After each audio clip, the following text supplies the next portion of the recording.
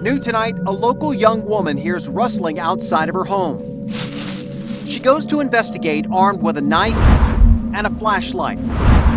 It's what happened next that left her father with a broken shoulder and a chase through the quiet streets of Kensington. And they admit they should have just called 911, but they say instinct took over. 10 News reporter Dan Haggerty talked to the family tonight about why they confronted a man in the shadows behind their home.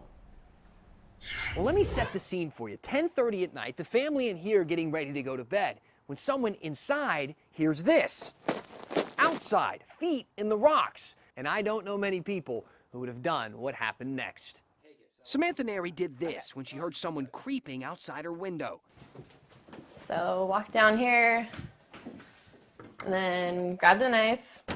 Late at night in Kensington, knife in hand, she went investigating outside her bedroom window. I saw a head dodge behind that water heater. So she pulled out her phone, turned on the flashlight, and texted Dad, Tom Narely, to come downstairs. And she goes, I think there's somebody down there. So I said, give me that thing. And I go down looking for him. And that's when he popped out right in front of me. He was face to face with a man he says police told him they'd been looking for this very thing. Probably should have just dropped him right there and then ask questions later. What do you mean drop him? Hit him with one? Yeah, punch him and punch his lights out. Instead, he heard him out beside his home and a story about looking for a friend. And all of a sudden he starts to dart, so I grab his arm and I start to try to hit him, or grab him, and I hit my shoulder against here. The man ran off, and the blow broke Tom's shoulder. 3 fractures in the bone here, in the end of the clavicle. Samantha tried to chase the man through the streets of Kensington, but lost him. Because I didn't want whoever was,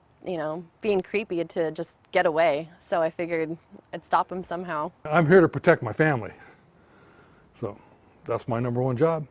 And police are still looking for the guy. He's being described as about 30 years old, about 5'3", thin mustache. If you have any information, give them a call.